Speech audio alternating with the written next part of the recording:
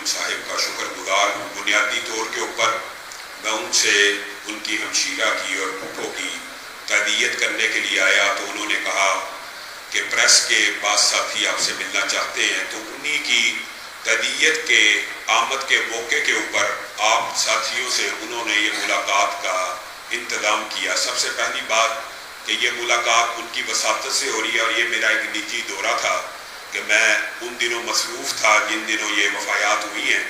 تو میں نے ان سے وعدہ کیا تھا کہ میں جب بھی اس طرف آؤں گا, آج ہمارا فیصل آباد کے اندر دفاع صحابہ کا ایک عظیم الشان پروگرام ہے, تو اس کے رستے میں نے کہا میں آپ کے گھر آؤں گا لازمی اور تعزیت کروں گا. تو پہلی بات یہ ایک تعزیتی ریفرنس بھی ہے, اور دوسری بات یہ میٹ دا پریس کے حوالے سے انہوں نے آپ لوگوں کے جذبات کا اور خواہشات کا اظہار کیا.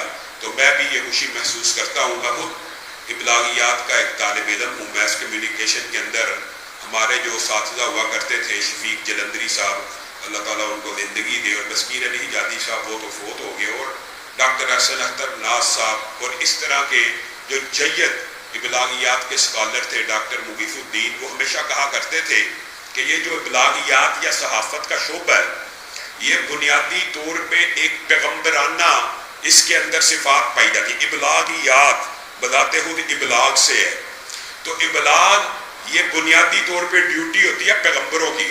تو صحافت ایک بڑا مقدس اور محترم شعبہ ہے. اگر کوئی بندہ صحافت کو بھی اسلام کے اصولوں کے مطابق سر انجام دیتا رہے تو گویا وہ پیغمبرانہ ڈیوٹی کو, جس طرح علماء کے ذمے ابلاغ ہے, صحافیوں کے ذمے بھی ابلاغ ہے, اگر وہ ابلاغ کرتے ہوئے ان باتوں کو, اسلامی اخلاقیات کو, اسلامی نارمز کو مد نظر رکھیں تو یہ ان کے لیے دنیا اور آخرت میں باعث نجات ہے.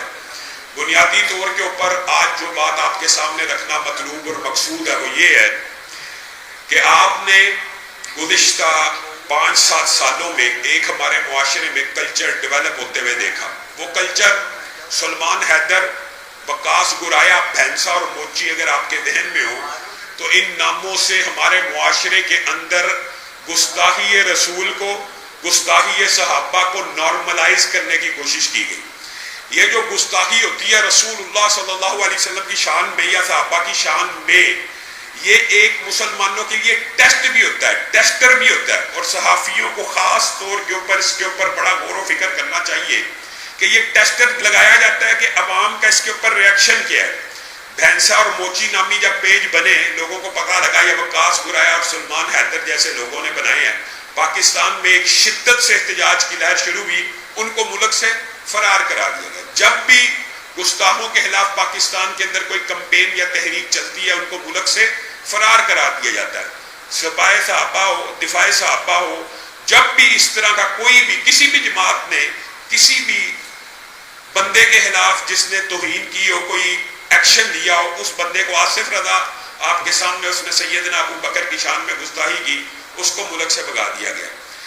تو جو مذہبی جماعتیں ہیں وہ آج تک یہ سمجھتی ہیں کہ ہمیں ان گستاخوں کے خلاف قانون ہاتھ میں نہیں لینا چاہیے.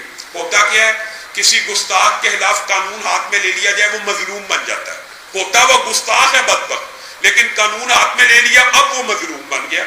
اب اس کو ہر قسم کی پریویلیج قانون کا, اداروں کا, ہر طرف سے سپورٹ مل جاتی ہے. ہم آج بھی اسی جگہ پہ کھڑے ہیں اور ہم آپ کے سامنے یہ بات رکھنا چاہتے ہیں کہ آج پچھلی دور حکومت میں آسیہ ملونہ ایک ٹیسٹ کیس تھا. سیشن کورٹ میں, ایس پی کے سامنے, ہائی کورٹ میں, ہر کورٹ میں اس کو مجرم قرار دے دیا گیا. سپریم کورٹ نے بری کر دیا, اس کو بھی ملک سے فرار کرا دیا گیا. پھر کیا مذہبی طبقہ یہ کہنے میں حق بجانب نہیں ہے کہ 74 برس بیت چکے ہیں, ایک بھی گستاخ رسول کو سزائے موت نہیں ہو سکی 74 سال میں. تو کیا صافی جو برادری ہے وہ مسلمان نہیں, وہ کلمہ گو نہیں؟ کم از کم اس سینسٹیویٹی کا, اس حساسیت کا وہ مظاہرہ تو کیا کرے جب معاشرے کے اندر اس قسم کی کوئی بات ہو. مثلا میں مثال دیتا ہوں, میں قطع نظر کسی کا تعلق پی ٹی آئی سے ہے, نون لیگ سے, اس سے قطع نظر پی ٹی آئی کے لوگ بھی تو کلمہ کو مسلمان ہے کہ نہیں, وہ بھی لا الہ الا اللہ پہ یقین رکھتے ہیں کہ نہیں. اب ان کے زمان پارک کے اندر ایک بچے نے ایک تقریر کی, ہم کہتے ہیں بچہ مستثنیٰ ہے شریعت میں, بچے کے اوپر تو شریعت کا کوئی قانون لاگو نہیں ہوتا, لیکن کیا یہ بچے نے اب خود کہہ سکتا یہ بچے کو جس نے فیڈ کیا وہ کون ہے؟ آپ صافی برادری کو، پی ٹی آئی کے لوگوں کو، خود اجاز چودھری صاحب کو، ہم نے پی ٹی آئی کے رہنماؤں کو یہ بات بابر کروانے کی کوشش کی ہے کہ جس اللہ کے سامنے کل قیامت کو پیش ہونا ہے اور جس نبی کا کلمہ پڑا ہوا ہے ان کے سامنے کیا منہ دکھلاؤ گے کہ رسول اللہ کے والدین کے بعد سب سے افضل والدین عمران خان صاحب کے؟ معاذ اللہ، بتائیے حسن حسین کے والدین، صحابہ کے والدین، انبیاء کے والدین، یہ کس قسم کی صریحاً توہین ہے؟ اگرچہ بچہ مستثنی ہے، بچے کا کوئی قصور نہیں، شریعت میں بھی مکلف نہیں ہے بچہ، یہ بات سمجھنے کی ضرورت ہے، لیکن پروب تو کیا جا سکتا ہے، اس کو کس نے سکھایا ہے؟ یہ کیا کلچر ہے جو پہلے صادق اور امین کہتے، صادق اور امین، آپ کو پتہ حقیقت میں یہ لقب رسول اللہ صلی اللہ علیہ وسلم کا تھا، ہم نے اس کو نارملائز کر دیا، صادق امین صادق امین۔ ریاست مدینہ سب سے پہلے ذہن میں رسول اللہ کا تصور آتا ہے، اس کو بھی نارملائز کر دیا۔ اب رسول اللہ کے بعد سب سے افضل ماں باپ عمران خان کے، یہ بھی نارملائز کر دیا جائے؟ نہیں، اتنی سینسٹیوٹی اور حساسیت اس ایشو میں ہونی چاہیے۔ مجلس تحفظ حتم نبوت اور دیگر تمام جماعتوں کے ہم اکابرین کو میسیجز کر چکے ہیں اور ایک متفقہ لاہ عمل بھی اس حوالے سے پیش کرنا چاہتے ہیں، لیکن ایک تو بات یہ ہوگی کہ سیاست کے اندر مذہبی ٹچ کے حوالے سے یہ جو حساس نوعیت کی شخصیات ہیں ان کو نارملائز کرنا، ان کی توہین کر کے یا ان کے مقامات کو چھوٹا کر کے یا خاص وہ اصطلاحات اور ٹرمز یوز کر کے ریاست مدینہ، صادق و امین، اس سے صافیوں کو بھی ہمیشہ اویئر رہنا چاہیے اور یہ آواز اٹھاتے رہنا چاہیے کہ یہ جو طرز عمل ہے، چاہے یہ طرز عمل پی ٹی آئی کرے چاہے نون لیگ کرے، تو یہ طرز عمل چاہے نون لیگ کا ہی کیوں نہ ہو، کسی بھی پارٹی کا کیوں نہ ہو، مذہب کی جو اصلاحات ہیں یا رسول اللہ کی جو ذات ہے یا صحابہ کی جو ذات ہے ان کو ہم کسی سیاسی پارٹی کو بھی نشانہ نہیں بنانے دیں گے اور نہ کسی سیاسی پارٹی کو ان مقدس اصطلاحات کا اپنے مفاد کے لیے استعمال کرنے دیں گے۔ دوسری جو اہم بات ہے وہ یہ ہے کہ یہ گزشتہ 3 ماہ کے اندر آپ نے ایک بہت بڑی تبدیلی معاشرے میں دیکھی ہوگی، اور شاید جو ساتھی آگاہ نہیں میں ان کو آگاہ کرنا چاہتا ہوں کہ مرزا محمد علی جہلمی ایک جہنم کا شخص ہے جس نے عمران خان کی حمایت کی، فوج کے خلاف گفتگو کی۔ ٹھیک ہے، ہر بندے کا پاکستان میں سیاسی رائٹ ہے، وہ عمران خان کی حمایت کرے، نواز شریف کی حمایت کرے، یہ سیاسی استحقاق ہے۔ یہ جو سیاسی لیڈر ہوتا ہے یہ نبی نہیں ہوتا کہ اگر یہ ہمارا معاشرہ واحد ایسا معاشرہ اور کلٹ ایک بن گیا اور ایک آپ سمجھ لیں کہ ایک مخصوص طبقہ ہے جس نے سیاستدانوں کے نبوت کے مقام پہ فائد کر دیا، نواز شریف ہو یا عمران خان ہو۔ عمران خان کا جو حامی ہے وہ ایماندار ہے، چاہے وہ جتنا مرضی بڑا کرپٹ ظالم بدکار ہی کیوں نہ ہو، عمران خان کا حامی ہے وہ ایماندار ہے۔ اگر عمران خان کا مخالف ہے وہ بے ایمان ہے، نواز شریف کا حامی ہے تو ایماندار ہے، نواز شریف کا مخالف ہے تو بے ایمان ہے۔ یہ سیاستدان نبوت کے مقام پہ فائد نہیں ہوتے، ان کو سیاستدان رہنے دیجیے، ان کو سیاستدان رہنے دیجیے۔ لیکن ہوا کیا؟ عمران خان کی مرزا جہلمی نے حمایت کی، اس حمایت کے بعد 2 گالیاں یا 2 طعن و تشنیع کو صحابہ کو کرے تو پی ٹی آئی کے ساتھیوں کو غور کرنا چاہیے کہ وہ عمران خان کی حمایت کی وجہ سے یہ جو توہین صحابہ کر رہا ہے جسٹیفائی ہے؟ اللہ کے لیے ہوش کے ناخن لیں۔ آپ ایک ایسا کلچر ڈیولپ کر رہے ہیں کہ آپ کے اجتماع کے اندر ایک بچہ رسول اللہ کے والدین کے بعد سب سے افضل والدین عمران خان کو کہ کوئی بندہ کھڑا نہیں ہوا، تالیاں بجائی گئی ہیں۔ افسوس اور دکھ کی بات ہے، یہ پی ٹی آئی والوں کے لیے بھی دکھ کی بات ہے۔ پی ٹی آئی والے بھی کلمہ گو ہیں، کیا ان کو رسول اللہ سے محبت نہیں ہے؟ میں کہتا ہوں جو بندہ اسلام کا کلمہ پڑھ لیتا ہے اس کے دل میں رسول اللہ کی محبت آ جاتی ہے، تو پی ٹی آئی کے لوگوں نے کوئی ایجیٹیشن نہیں کی، اس وقت اس کو نہیں روکا۔ اسی طرح وہ مرزا جہلمی نے خان صاحب کی حمایت کی تو اس کے بعد سے وہ مسلسل سیدنا امیر معاویہ کی توہین کر رہا ہے۔ اخباری صحافتی برادری کا ہے، ہم سوشل میڈیا کے اوپر علماء، اچھا ایک عجیب بات یہ ہے کہ جو موقف علماء کا متفقہ ہوتا ہے کم از کم صحافی برادری کو اس کو تو اٹھانا چاہیے۔ علماء اہل سنت، اہل حدیث ہوں، دیوبندی ہوں، بریلوی ہوں، متفق ہیں۔ جس طرح فتنہ قادیانیت کے خلاف ان کا اتحاد ہوا، ختم نبوت کے خلاف اتحاد ہوا، انکار حدیث کے خلاف اتحاد ہوا، دفاع صحابہ کے اوپر اتحاد ہوا، اس طرح اس مرزا جہلمی کے بارے میں بھی اتحاد امت ہو چکا ہے کہ یہ بندہ سیدنا امیر معاویہ سے شروع ہوا، ان کو جہنم کی طرف بلانے والا کہتا رہا، پھر کہا کیا کہنا شروع ہو گیا، یہاں سے بات تو یہاں سے شروع کی، لیکن اگلی گفتگو میں طلحہ، زبیر، امی عائشہ کو بھی جہنم کی طرف بلانے والا کہنے لگا، یہاں تک کہہ دیا کہ امی عائشہ معاذ اللہ ظالم ہے، یہ اس نے رسول اللہ کے اوپر بہتان باندھا.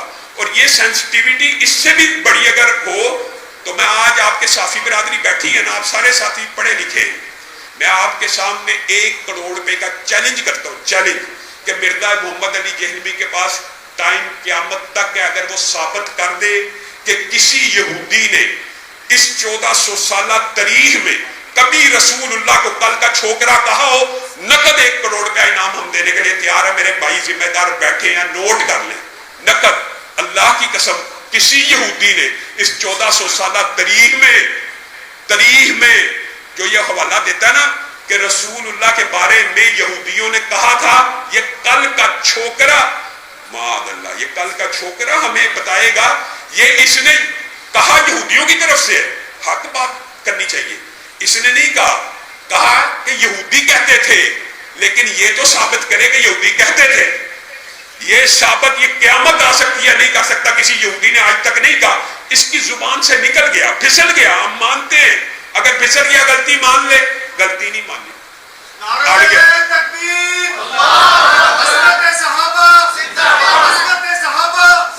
غلطی نہیں مانی بلکہ اڑ گیا.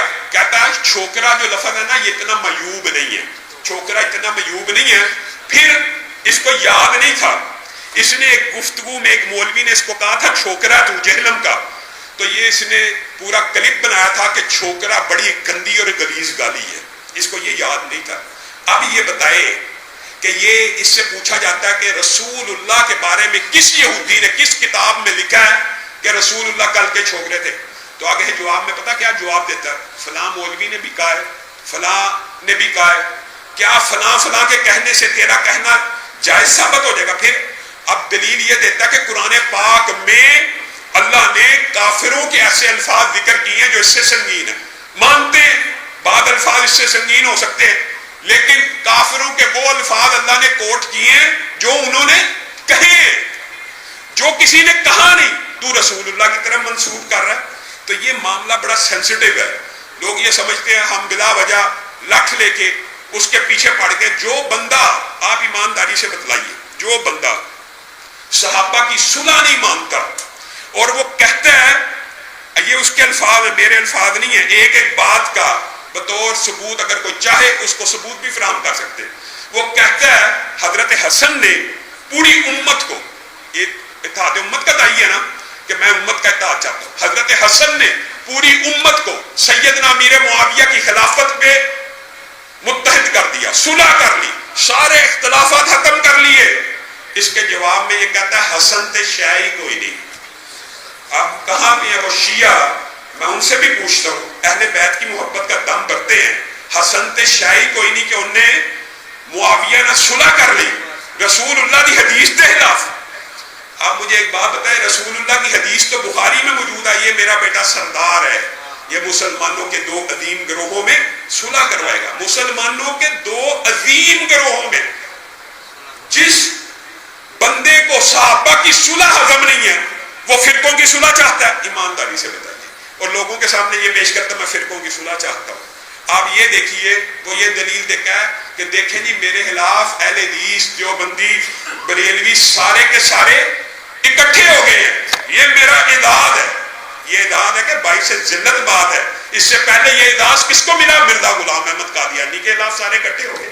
تیرے خلاف اگر سارے اکٹھے ہوئے ہیں، یہ تیرے لیے باعث اعداد نہیں ہے، یہ تیرے لیے باعث ذلت ہے. اللہ کے فضل و کرم سے تحریک دفاع اسلام جہاں پہ آج چند ماہ کے اندر پورے پاکستان میں 25,000 سے زیادہ کارکن بنا چکی ہے، وہاں پہ ہم یہاں یہ نہیں ہے کہ اگر ہمارے کارکن، ہمارا ٹارگٹ ہے 1 لاکھ کا، تو اگر 25,000 ہوئے ہیں تو ہم نے دفاع اسلام نہیں کرنا، دفاع شاعر اللہ نہیں کرنا. الحمدللہ اس کے خلاف تحریک پورے ملک میں چل چکی ہے. سوشل میڈیا آپ نے دیکھ لیا ہے، سڑکوں پہ آپ دیکھ رہے ہیں. آج 2 مئی کا جو پروگرام ہے اسی احتجاج کا حصہ ہے.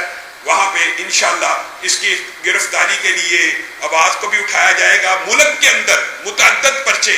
اچھا یہ بھی عجیب بات ہے، سیدنا امیر معاویہ بالفرض کسی گروہ کے نزدیک، روافض کے نزدیک قابل احترام نہیں ہے، ٹھیک ہے، وہ اپنے گھر میں جو مرضی کہیں، لیکن ایک مسلمہ اصول ہے، پاکستان میں لا ہے، قانون ہے، ضابطہ ہے کہ مقدسات اہل سنت کی توہین نہیں ہو سکتی. آپ اپنے گھر میں اپنے دل میں جو مرضی گے، لیکن جیسے ہی آپ زبان دراز کریں گے قانون حرکت میں آئے گا. آبویس بات ہے. ہم اگر اہل تشیع کی مقدسات کی توہین نہیں کرتے تو ان کا ہمارا مسلمہ اصول ہے پہلے سنت کے مقدسات کی توہین نہیں کریں گے، اور کرنی بھی نہیں چاہیے. عیسائیوں کی بھی نہیں کرنی چاہیے، یہودیوں کی بھی نہیں کرنی چاہیے. تو یہ بندہ مقدسات اہل سنت کی توہین کر کے کہتا میں فرقہ واریت ختم کر رہا ہوں. یہ فرقہ واریت ختم کرنے کی بات ہے کہ 1 ارب 25 کروڑ مسلمان اہل سنت جو دنیا میں موجود ہیں، ان کے نزدیک سیدنا امیر معاویہ جنتی بھی ہے، معین جنتی بھی ہیں، اور ان کے مقدسات میں شامل بھی ہیں، اور مسلمانوں کے خلیفہ بھی ہیں، اور پوری مسلمان امت کا ان کے اوپر اتفاق بھی ہے. یہ ان کے خلاف اگر زبان درازی کرے تو ادارے پولیس حرکت میں کیوں نہیں آتی؟ اس کو گرفتار کیوں نہیں کرتی؟ آپ نے صرف یہ غور کرنا کہ ایک بندہ صراحتاً توہین کرتا جا رہا ہے تو اگر وہ عمران خان کا حامی ہے تو اس کو کھلی چھوٹ ہے صحابہ کو گالیاں نکالنے کی. اس کو گرفتار کرنا چاہیے. ہمارا مطالبہ ہے ہر جگہ پہ، اور اللہ کے فضل و کرم سے وہ احتجاجی پروگرام متعدد پرچے، ایک پرچہ نہیں ہے، متعدد پرچے موجود ہیں. اور بعض لوگوں کے ذہن میں یہ سوال آتا ہے کہ اس نے خان کی حمایت کی ہے، فوج کے خلاف بولا تو آپ اس کے خلاف کھڑے ہو گئے. یہ بات ذہن میں رکھیے. اس کے خلاف پرچہ 8 مہینے پہلے بھی میں نے کروایا ہوا ہے، اور 2 سال پہلے بھی میں نے کروایا ہوا ہے. اس وقت اس کی سپورٹ بہت زیادہ تھی. اب تو اس کی سپورٹ ہو سکتا ہے وہ گورنمنٹ چلی گئی ہے، تو اب تو موقع ہے جو نئی توہین کر رہا ہے اور نئے پرچے اس کے اوپر کٹے جا رہے ہیں. تو ہمارا یہ اب ارادہ ہے کہ اللہ کے فضل و کرم سے آج جو یہ پریس سے گفتگو کرنی ہے کہ اس کے خلاف آپ لوگ بھی بھرپور کردار ادا کریں، ہمارے مطالبے کو ہائی لائٹ کریں کہ ہم چاہتے ہیں کہ ملک سے کوئی بندہ قانون ہاتھ میں نہ لے. ہوگا کیا اگر خدا نہ خواستہ کوئی بندہ اٹھ کے اس کو پکڑ کے خود حرکت میں ہاتھ میں قانون لے گا، پھر یہ مظلوم بن جائے گا، پھر یہ شہید مظلوم ہو جائے گا. پھر یہ ساری ہمدردیاں ہم یہ نہیں چاہتے. ہم چاہتے ہیں پاکستان کے اندر لا موجود ہے، قانون موجود ہے، آئین موجود ہے. جو بندہ توہین صحابہ کرے اس کو عمر قید کی سزا دینی چاہیے.